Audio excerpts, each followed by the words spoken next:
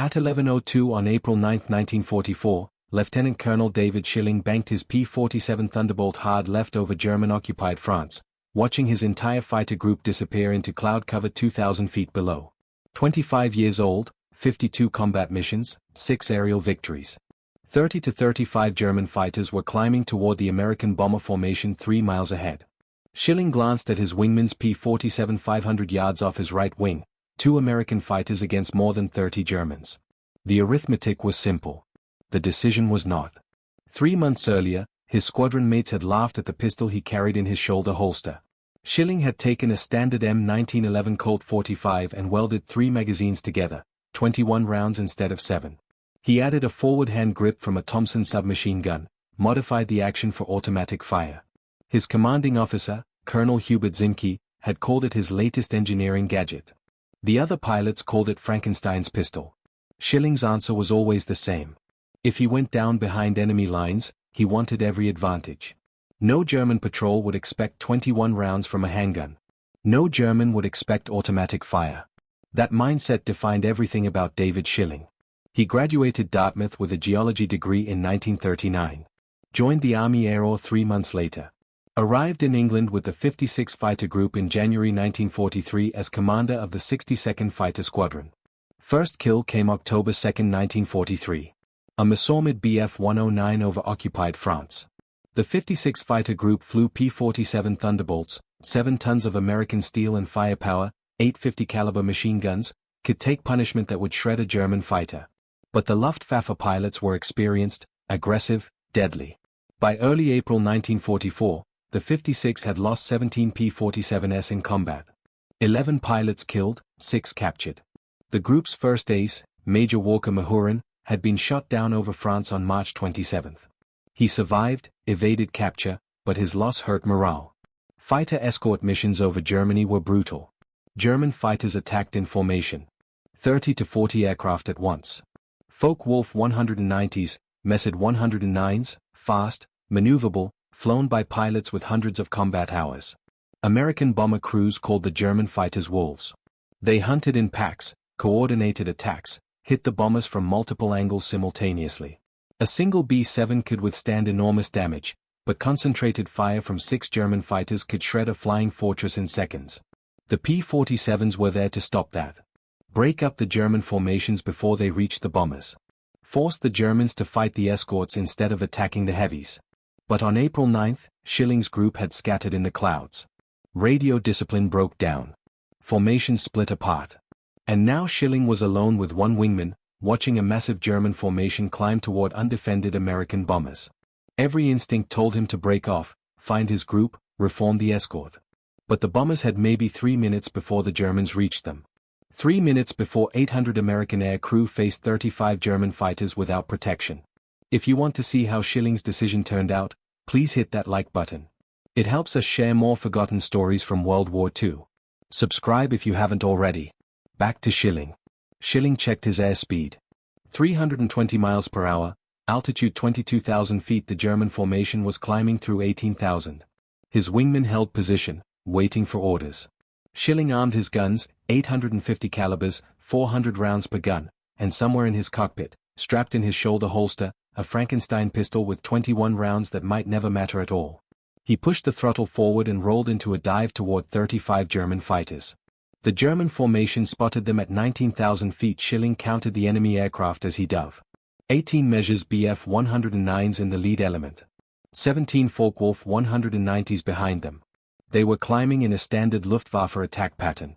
The 109s would engage the escorts. The 190s would hit the bombers. Schilling aimed for the lead 109.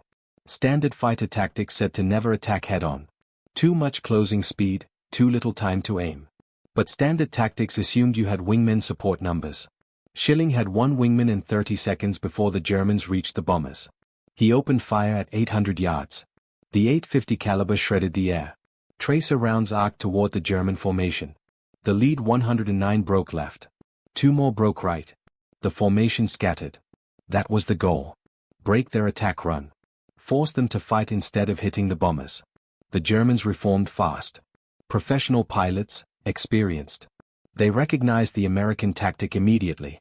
4 109s peeled off to engage Schilling. 6 more went after his wingmen. The rest continued toward the bombers. Schilling rolled inverted and pulled through.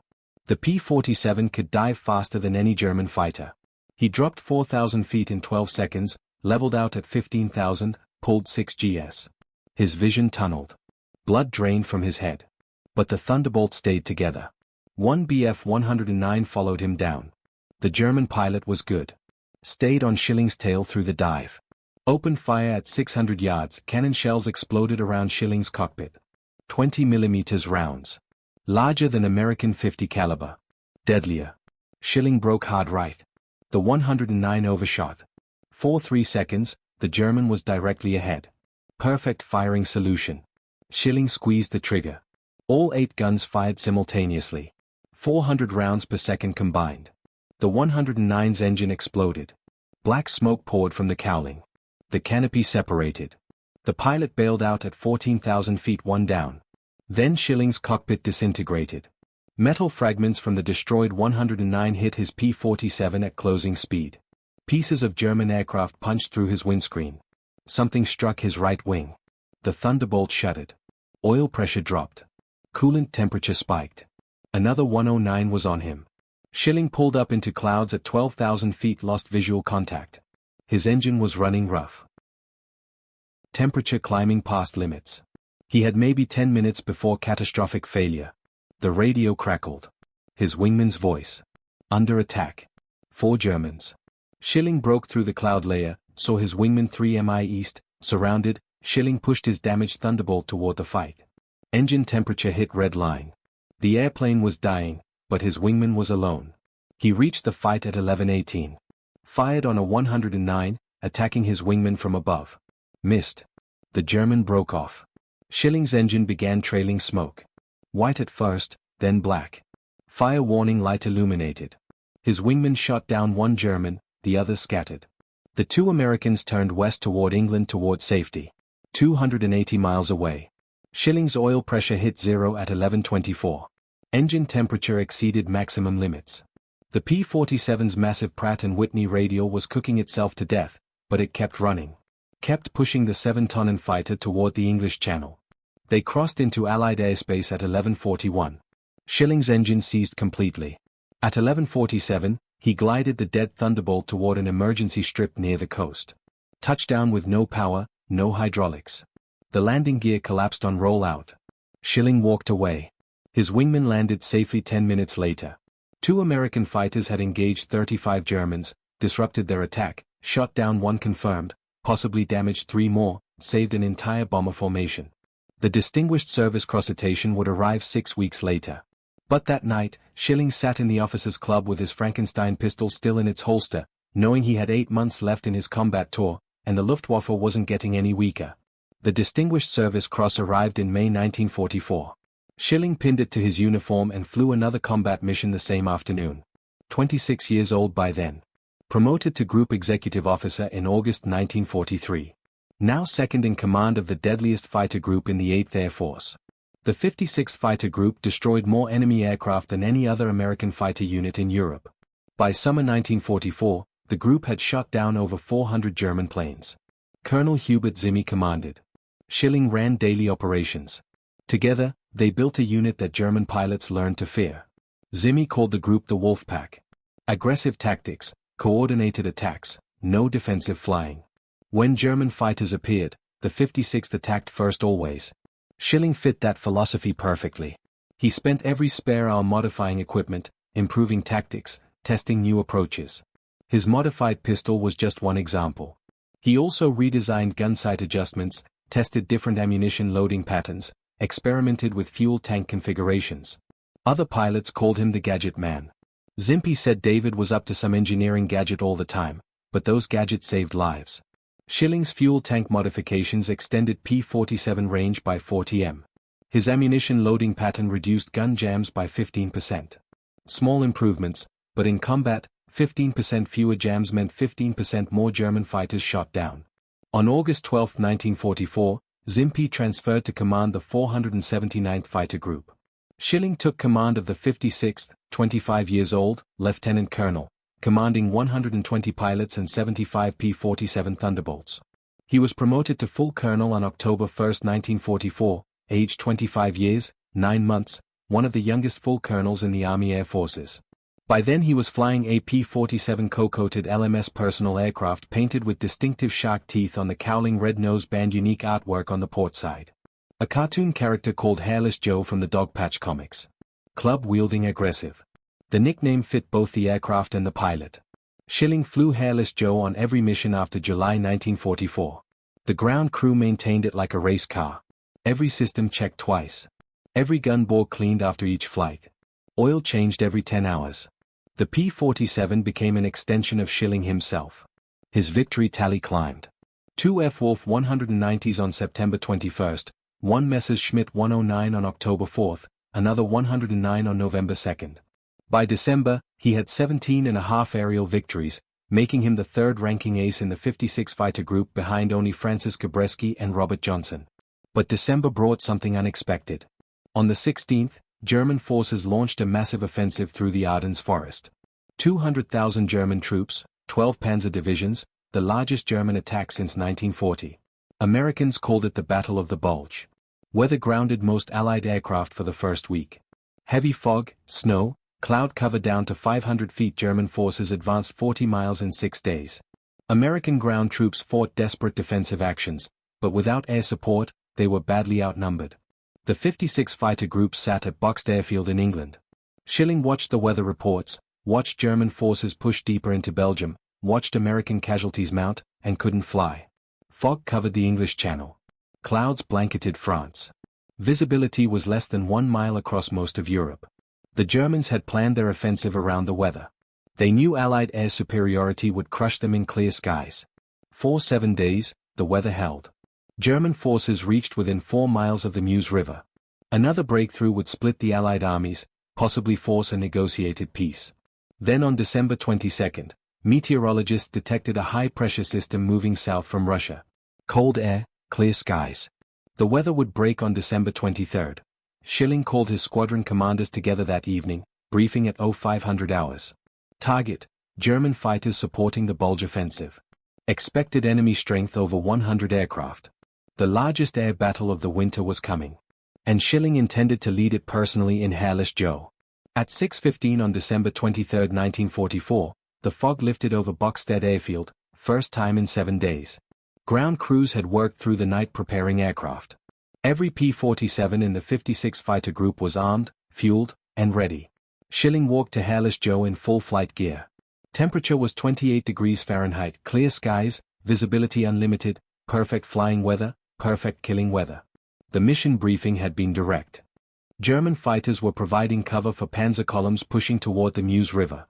Luftwaffe had concentrated everything they had left. Fighter units pulled from airfield defense.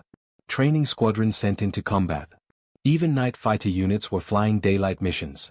Intelligence estimated between 100 and 150 German aircraft would be airborne over the Bulge. Messrs Bf 109s, Vorwahl 190s, some Messerschmitt 410 twin-engine destroyers, the largest concentration of Luftwaffe fighters since D-Day. The 56th would fly with 3 other P-47 groups, 160 American Thunderbolts total.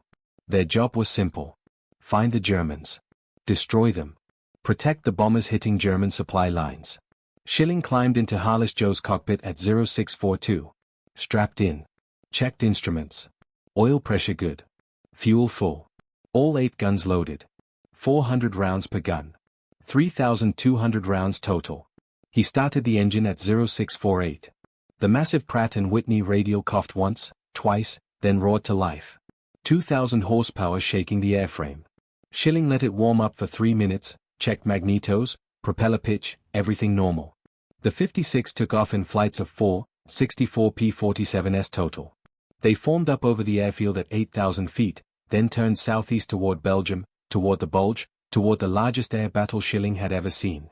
They crossed the English Channel at 0723. France appeared below. Snow-covered fields, frozen rivers, roads packed with military vehicles moving toward the front. At 0751, they crossed into Belgium. Schilling could see smoke from ground fighting 30 miles ahead. Artillery fire, burning vehicles. The bulge was a clearly visible bulge on the landscape below. German forces had pushed a massive salient into Allied lines. The radio crackled at 0804. Multiple bogies bearing 120. Angels 22. Fighter command estimated 40+ contacts. Schilling banked right. The 56th followed. 64 P-47s turning toward combat. He climbed to 24,000 feet altitude advantage. Always take the high ground in a fighter engagement. At 0811, he saw them. German fighters.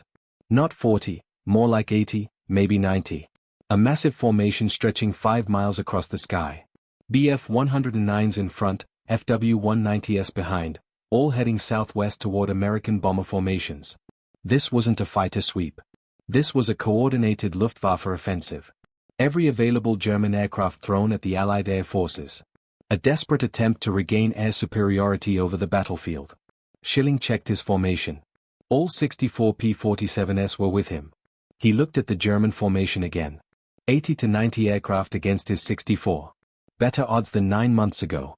Much better than April 9th when it was 2 against 35. He armed his guns, checked altitude, 24,000 feet. Germans were at 22,000. Schilling had the height advantage. The sun was behind him. Tactical advantage. The Germans hadn't seen them yet. Still climbing, still focused on reaching the bombers. Schilling rolled. Hairless Joe inverted, pulled the stick back, started his dive. Behind him, 63 P-47 Thunderbolts followed their commander into the largest air battle of December 1944. The Germans saw them at 0813. Too late. The Wolfpack was already diving, already committed, already bringing 850 caliber guns per aircraft toward the German formation. 512 50 caliber machine guns were about to open fire simultaneously.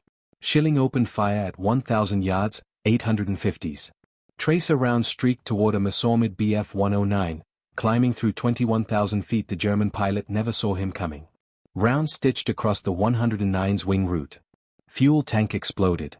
The aircraft disintegrated in midair. One down. 0814, the sky erupted into chaos. 64 P-47s hit the German formation from above. Luftwaffe fighters scattered. Some dove. Some turned into the attack. Most just tried to survive the initial onslaught. Schilling pulled through his dive at 19,000 feet 6G load. Vision tunneled. Blood drained from his head, but he stayed conscious. Found another target. Focal Wolf 190 at his 11 o'clock. 1 mile out. The 190 was turning hard left, trying to get behind a P-47. Standard Luftwaffe tactic. Get on the Americans' tail. Use superior maneuverability. But the Thunderbolt pilot saw him coming. Rolled inverted. Dove away. The P-47 could outdive anything the Germans had. That left the 190 exposed. Schilling closed to 600 yards, opened fire. The 190's canopy shattered. Pilot slumped forward. Aircraft rolled inverted and began a death spiral toward the ground below. 2 down. 0816. All around him, aircraft were fighting, diving, climbing, firing. P-47s against Bf-109s against FW-190s. Contrails marked every turn. Tracers marked every burst. Black smoke marked every kill. Schilling counted at least 12 German aircraft already destroyed. 3 P-47s were damaged and heading home. 1 Thunderbolt was trailing heavy smoke, but still flying. The odds were shifting toward the Americans, but the Germans weren't retreating. They were fighting harder, more desperately. This wasn't a normal combat patrol. This was everything the Luftwaffe had left. Every pilot, every aircraft thrown into one massive battle. A Bf-109 crossed in front of Schilling at 500 yards, perfect deflection shot. He led the target, squeezed the trigger. All 8 guns fired. The 109's engine exploded. Pilot bailed out immediately. Parachute deployed at 18,000 feet 3 down. 0819, Schilling's tactical awareness was absolute.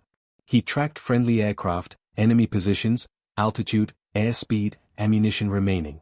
3 kills meant approximately 900 rounds fired. 2,300 rounds remaining, enough for 6 more engagements at current rate. Another 190 appeared at his 2 o'clock high, diving toward a damaged P-47 below.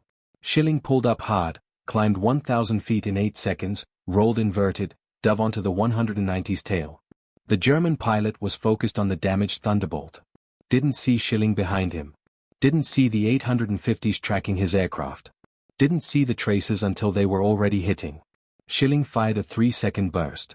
Rounds hit the 190's fuselage just behind the cockpit.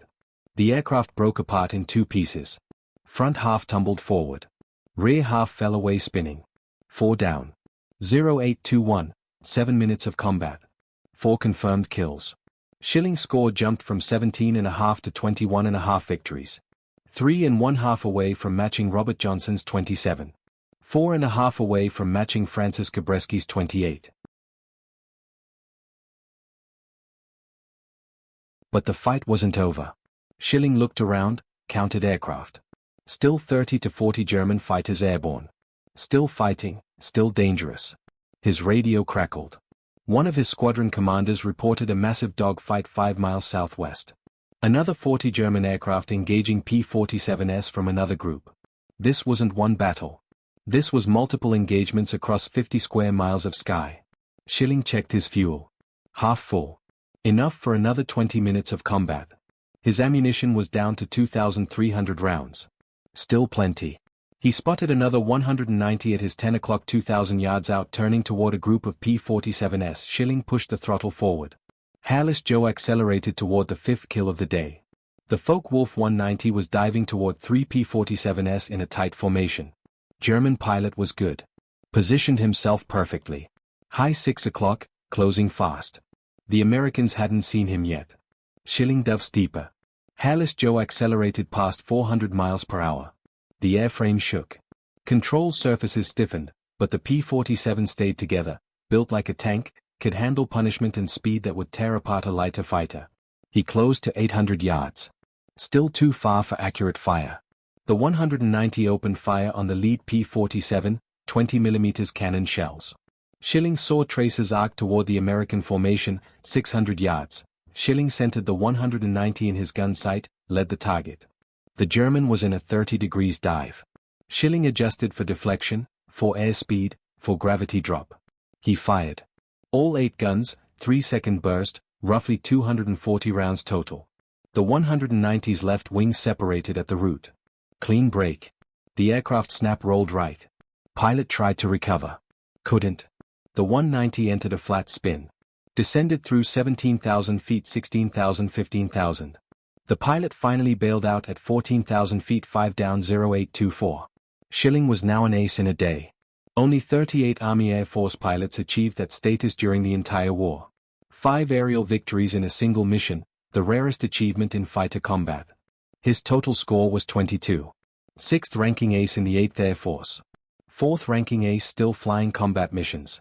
Cabreski and Johnson had completed their tours. Only 2 active pilots had more victories than Schilling now. But he wasn't thinking about records. He was thinking about fuel down to 40%. Ammunition at 1,800 rounds. 20 minutes of combat time remaining at most. The German formation was breaking up. Luftwaffe fighters were retreating east back toward their bases in Germany. The Americans had won this engagement decisively. Schilling counted wrecks on the ground below. Saw at least 23 impact craters, mix of German and American aircraft. Black smoke rising from each impact point. Some pilots had bailed out. Most hadn't. High-speed impacts at low altitude gave no time for escape. His radio crackled. Squadron commanders reporting in. 61st Fighter Squadron claimed 11 kills. 62nd Fighter Squadron claimed 13. 63rd Fighter Squadron claimed 8. Total 32 confirmed German aircraft destroyed. 32 kills in one mission. The 56 fighter group's best single-day total of the war. And that brought the group's overall score to 87 enemy aircraft destroyed. Air and ground combined. First American fighter group in the European theater to exceed 800 kills. Historic milestone. Schilling called for formation. The surviving P-47s assembled at 20,000 feet. He counted aircraft. 58 Thunderbolts formed up. 6 were missing. 3 had been shot down. 3 had turned back damaged, but were still flying. The formation turned northwest toward England, toward Boxed Airfield, toward debriefing and maintenance and hot food and sleep. Schilling's hands were shaking on the stick, adrenaline wearing off. 9 minutes of pure combat, 5 kills, 22.5 total. Second Distinguished Service Cross earned. Though he wouldn't know that until the citation arrived weeks later. They crossed the English Channel at 0915. White cliffs of Dover appeared ahead. Boxed Airfield was 40 miles northwest. Schilling led the formation down through 8,000 feet, 6,000, 4,000. He landed at 0938. Hairless Joe touched down smooth despite having fired over 1,400 rounds and pulled multiple hike maneuvers. Ground crew counted hits, found 3 small caliber bullet holes in the left wing, probably machine gun fire from a 109. Nothing serious. Schilling climbed out of the cockpit, walked to the debriefing room, sat down with intelligence officers, reported 5 confirmed kills, times, locations, aircraft types, witnesses for each engagement. The intelligence officer wrote it all down, then looked up and said, "Congratulations." Schilling was officially an ace in a day, one of 38. One of the rarest achievements in American military aviation.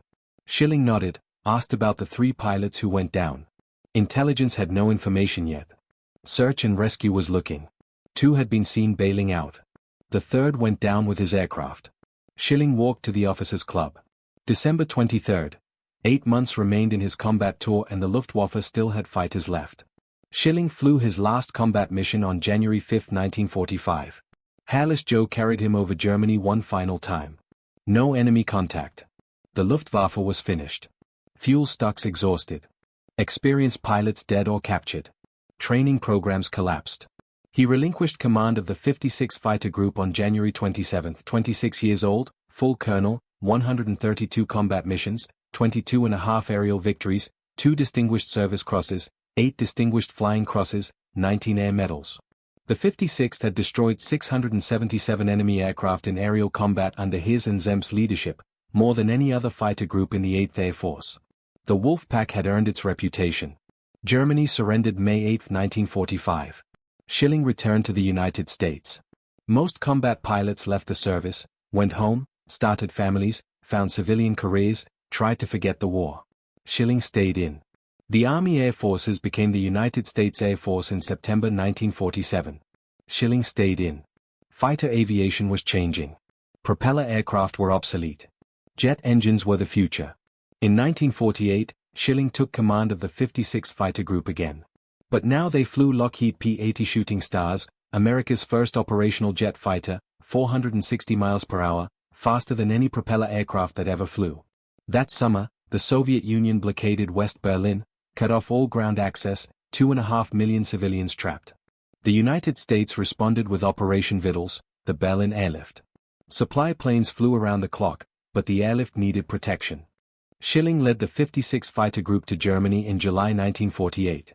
Show of force, demonstration that American jets could deploy anywhere, fast. The mission was called Fox-Able, first mass deployment of jet fighters across the Atlantic. But they flew the jets by ship, loaded them in cargo holds, sailed across. Too far to fly. Jets had limited range. No aerial refueling capability yet. Schilling looked at that problem and saw an engineering challenge. Same mindset that created his Frankenstein pistol. Same approach that modified fuel tanks and ammunition loading patterns. Jets could cross the Atlantic. They just needed refueling. In 1950, the British had developed probe and drogue aerial refueling. A tanker aircraft trailed a hose. Fighter aircraft extended a probe, connected in flight, transferred fuel, but no one had tried it on a transatlantic crossing. Schilling volunteered, planned the mission himself. 3 refueling points, 1 over Scotland, 1 over Iceland, 1 over Labrador. 3 different tanker aircraft, Lancaster Bomber, Lincoln Bomber, KB-29 Superfortress. On September 22, 1950, Schilling took off from Royal Air Force Manston in an F-84E Thunderjet. Colonel William Ritchie flew another F-84E. Both aircraft headed west over the Atlantic Ocean. First refueling went perfectly. Lancaster tanker over Preswick, Scotland. Schilling connected, transferred fuel, disconnected, continued west. Second refueling over Iceland. Lincoln tanker connection successful. Fuel transfer complete. Ritchie's probe was damaged during this refueling. Small crack in the connection fitting, but he continued. Third refueling offshore from Labrador. KB-29 tanker. Schilling connected. No problems. Ritchie tried to connect. His damaged probe wouldn't seal. Fuel leaked. He couldn't complete the transfer. Ritchie ran out of fuel over Labrador. Ejected at 12,000 feet, landed safely. Recovered by search and rescue within 2 hours. Schilling continued alone. His refueling had worked perfectly. All 3 connections successful. He flew across Canada, across Maine, descended toward Limestone Air Force Base. 10 hours and 8 minutes after takeoff from England, Schilling touched down in Maine, first non-stop transatlantic flight by a jet fighter. Historic achievement. He received the Harmon Trophy in 1951, International Award for Outstanding Achievement in Aeronautics. The trophy joined his 2 Distinguished Service Crosses, his 8 Distinguished Flying Crosses, his 19 Air Medals. In 1952, Schilling led another pioneering flight, Fox Peter 1, first non-stop jet crossing of the Pacific Ocean, England to Japan via aerial refueling. Another success, another first. The Air Force Association created an award for outstanding flight achievement, named it the David C. Schilling Award, given annually to the most exceptional flight accomplishment. By 1956, Schilling was assigned to Strategic Air Command 7th Air Division in England. Inspector General position, staff assignment. No more flying combat missions. The war was 11 years past. He was 37 years old. On August 13, 1956, he flew his last flight, B-47 Stratojet bomber. Staff orientation flight routine. He landed safely. The next day, he drove toward Royal Air Force Lake Heath in his Cadillac Allard sports car. The road between Royal Air Force Lake Heath and Royal Air Force Mildenhall was narrow, 2 lanes, stone walls on both sides. Country road through Suffolk farmland. Schilling knew it well. He had driven it dozens of times during his assignment to 7th Air Division. August 14, 1956. Temperature was 72 degrees, clear skies, perfect summer day in England. Schilling drove his Cadillac all-sports car, high-performance vehicle. He was part of a racing stable, Sports Car Club of America events. General Curtis Lame and several other officers had purchased the same model. The Allard could reach 120 miles per hour. Built for speed, built for handling. But the narrow English roads weren't built for American sports cars. At approximately 1,400 hours, Schilling approached a stone bridge near the village of Arryswell in Suffolk. The bridge crossed a small stream, stone railings on both sides. Standard English construction from decades earlier. His cap started to blow off in the wind. He reached up to grab it. Natural reflex, split-second movement. The car skidded sideways, struck the stone railing. The impact cut the vehicle in half at the driver's seat. Front section toppled into the stream below. Rear section remained on the bridge. Schilling died instantly. 37 years old. The day before he had flown his last flight, a B-47 orientation mission, routine staff flight, safe landing, then this. A country road, a stone bridge, a moment of inattention. The Air Force investigation determined it was an accident. No mechanical failure, no external factors, just a tragic moment on a narrow road. Services were held at Arlington National Cemetery in Washington. Full military honors, 2 Distinguished Service Crosses, 8 Distinguished Flying Crosses, 19 Air Medals, British Distinguished Flying Cross, French Croix, Harmon Trophy, 22.5 aerial victories, 132 combat missions, first transatlantic jet crossing, first trans-Pacific jet crossing. The fighter community gathered the night before the funeral. Carlton Hotel in Washington. Pilots from the 56 Fighter Group, aces from the European Theater, Pacific veterans. They remembered December 23, 1944. They remembered the modified pistol. They remembered Hairless Joe. They remembered a colonel at 25 who led from the front. Francis Gabreski was there, 28 victories. Robert Johnson couldn't attend, but sent condolences. Hub Zeki attended, 19.5 victories. They had all flown with Schilling. All knew his skill, his leadership, his engineering mind that never stopped improving equipment and tactics. On March 15, 1957, Smoky Hill Air Force Base in Salina, Kansas, was renamed Schilling Air Force Base, named for the geology major from Dartmouth, who became one of America's deadliest fighter pilots. The base operated until 1965 when it was deactivated. The Air Force Association's David C. Schilling Award continues today. Given annually for outstanding flight achievement, named for a man who pushed boundaries, who crossed oceans in jets when everyone said it was impossible, who attacked 35 German fighters with 1 wingman, who modified a pistol because he wanted every advantage. David Carl Schilling is buried in Section 8, Site 459 at Arlington National Cemetery. His wife Georgia died in 1950, age 28. They rest together. Full military honors, white headstone, simple inscription. If this story moved you the way it moved us, do me a favor. Hit that like button. Every single like tells YouTube to show this story to more people. Hit subscribe and turn on notifications. We're rescuing forgotten stories from dusty archives every single day. Stories about fighter pilots who modified pistols and attacked impossible odds and crossed oceans and jets. Real people, real heroism. Drop a comment right now and tell us where you're watching from. Are you watching from the United States, United Kingdom, Canada, Australia? Our community stretches across the entire world. You're not just a viewer. You're part of keeping these memories alive. Tell us your location. Tell us if someone in your family served. Just let us know you're here. Thank you for watching and thank you for making sure David Schilling doesn't disappear into silence. These men deserve to be remembered, and you're helping make that.